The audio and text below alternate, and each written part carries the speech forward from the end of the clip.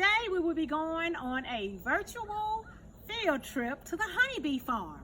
But before we go, we would like to share some information about the Honeybee farm by reading you a book today. The name of the book, Honeybees and Hives. That is the title of the book, Honeybees and Hives. Honeybees live in trees. Some honeybees build their own hives in trees. Some honeybees live in hives that beekeepers build. Keep that key term in mind, beekeepers, beekeepers. Honeybees build honeycombs in hives. Honeybees store pollen in hives.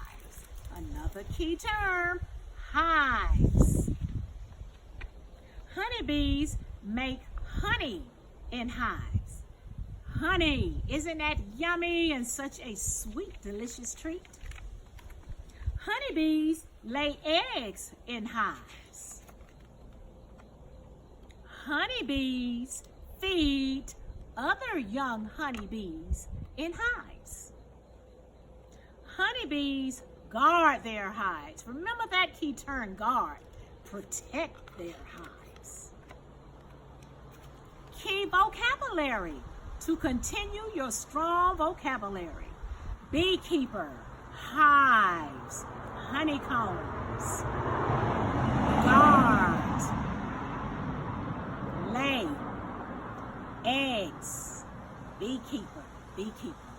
If you all are ready, we are ready for a fun, adventurous field trip, virtual field trip to the Honeybee farm. So, let's go.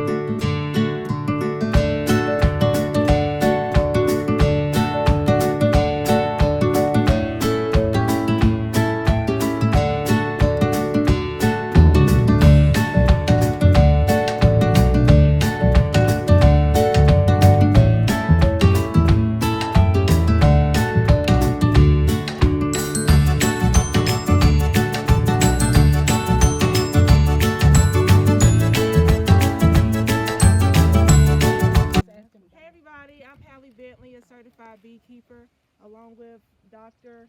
Higgins, who's also a certified beekeeper and veterinarian. So, did you want to say anything, Dr. Higgins? Happy to be here. And today we're going to be showing you guys basic beehive, how to start a smoker, the difference between a male and a female bees. The queen bee, who lays out all the eggs, honey, wax, propolis, the different things you can make with wax, and pretty much just every little small thing you can do within a hive and how it can help the environment and help yourself, because honey tastes good. So let's go. Earlier we were on Dr. Spencer's farm. So say hey, Dr. Spencer. And now we're going to be showing you how to start a smoker. Because into beekeeping is to, of course, have your protective gear. As you see, we have our gloves and we have the suit. And if you don't have a full suit, you can wear something loose like sweatpants or like what Dr. Higgins have on, or khakis. And now we're going to be showing you how to start a smoker, because the smoke calms the bees down while you're inside the hive, so they won't be, you know, attacking you and stinging you and all that stuff, which they can't do anyway in a suit. But it's pretty annoying when the bees are bouncing off your suit. So we're going to show you the proper way to start a smoker. And so what you do is you take some pine or something of the sort and you light it.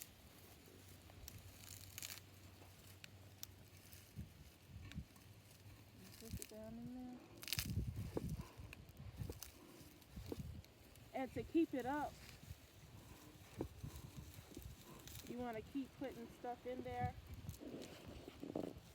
like wood chippings or something, but not too much to put the smoke out. I think that's about good.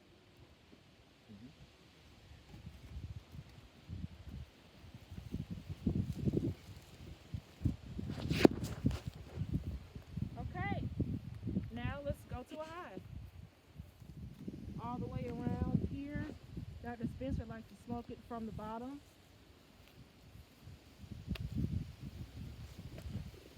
And just a tad bit in the front. And you lift it up and you can put some smoke in like that. Close the top, let the smoke simmer in.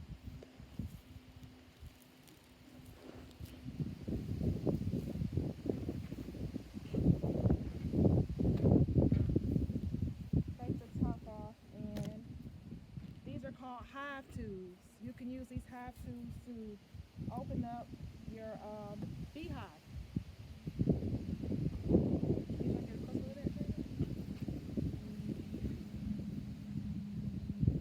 This is typically what bees look like when you first open up the hive.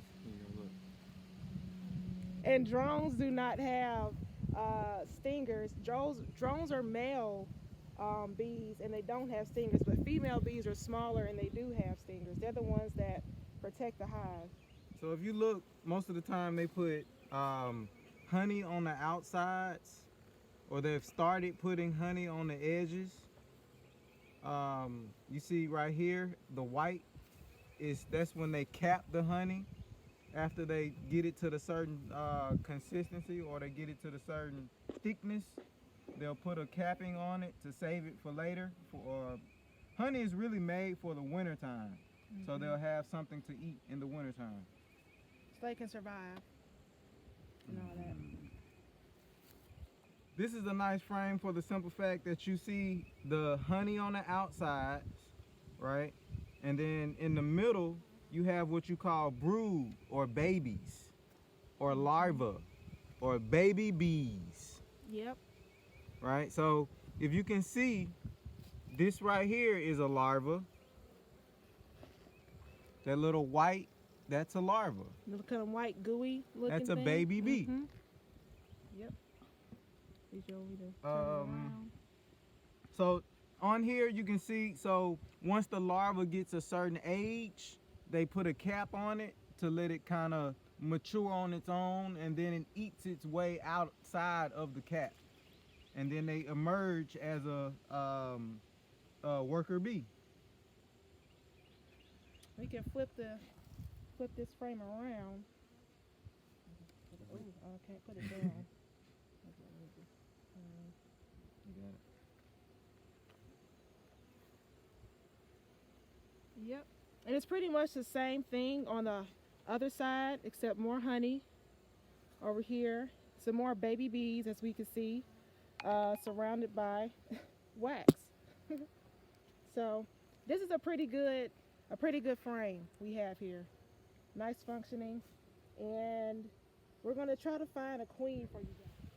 Oh yes, oh look right there, you see it, Jada? Yes, let me try to get the pointer. Did I lose her? Oh, there she is. That's her right there. That's the queen bee right there. She's larger in size, of course.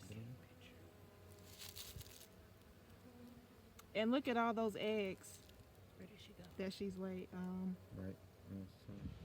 So, you know, we have the queen, right? And then we have a drone, right? So look at the difference between a drone and a queen. The drone has a rounder bottom, and a fatter thorax or chest. And the worker bees are a lot smaller than the drones and the queen. Yeah, let me get her back in here. Worker bees are the ones that sting you. They're the ones whose main duty is to protect the hive, which is why I mentioned before not to wear any lotions that are scented or like deodorant, because the bees pick up on scents, and so they may feel that you're trying to rob your honey or do something a little funky to the hive, so they automatically come at you, especially if they smell something scented. So this frame will show you honey on the outside, but if you see those yellow holes, right? So that's where they pack the pollen. So once bees go and collect from the flower, they collect pollen from the flower. They come in and then they drop the pollen into these cells and they store it. Do you want to get a close up or a picture of the? It's larva and it's larva and pollen in there. Usually the best way to see pollen is to look directly at it, or you can hold it at an angle or look at it kind of from the side and you can see the orange. So this is what you call an observational hive or a teaching hive. You can put a frame that has whatever you would like on it. Like you can put a queen excluder, so the queen cannot go down to the bottom on the top between this and this. And you can put the queen on this frame so you can see the queen without actually going into the hive. So these bees they are locked in this hive. They cannot come in and out. If you can see on the front,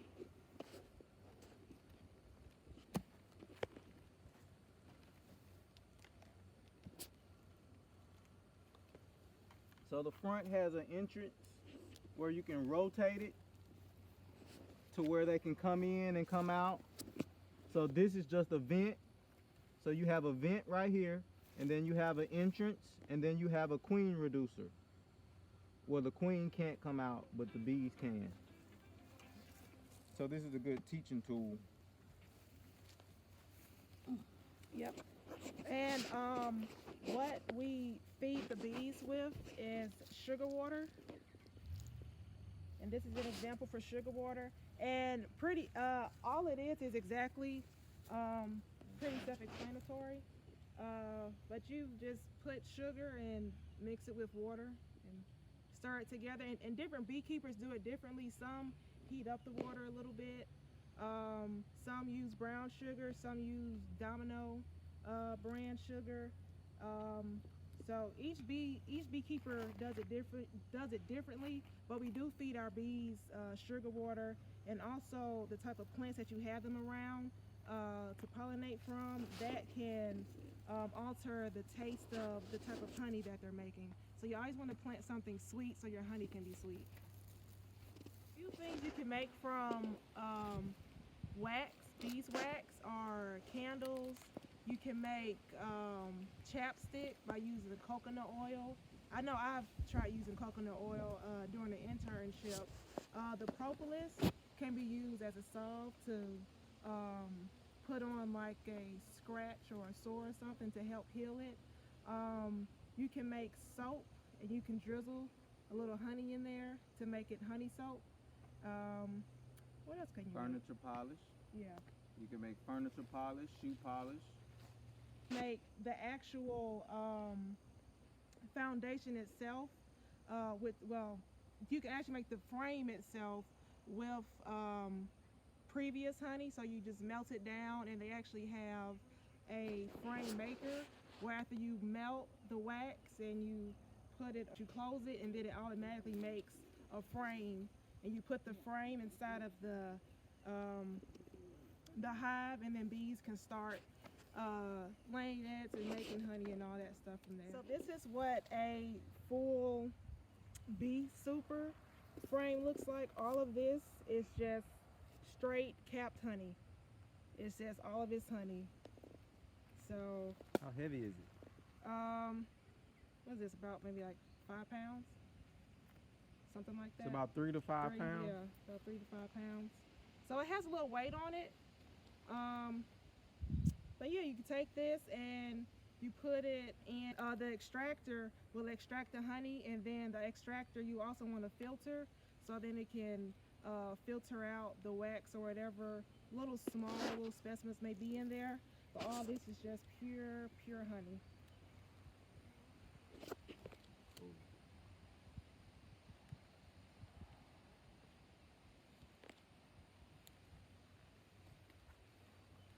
How long is the process from getting it to this point to the jar? Well, it depends. Just one frame like this won't take maybe like 30 minutes, maybe not long for just one frame. So you can take if it's something homemade, take a fork or something to uncap the honey, put it in the extractor, and then churn the extractor, and then the honey's going to come out right there through the filter into whatever jar you want to put it in, and it's finished like that. But if you have multiple, maybe like 10 plus bee supers, or 20 or 30, that could take a few hours to put them in different jars. But just one like this, maybe 30 minutes. So when you're processing honey, you will take this and you will cut the capping off. And then once you cut the capping off, it opens the cell, and then you put the frame inside of the extractor, close it up, put the top on, and spin it. When you spin it, all of the honey goes to the outside and falls to the bottom. And then, uh-oh, my honey gate gone. But then you, it's a little gate that you put on here that you open and close to fill your bottles up, or you filter it first and then fill your bottles up.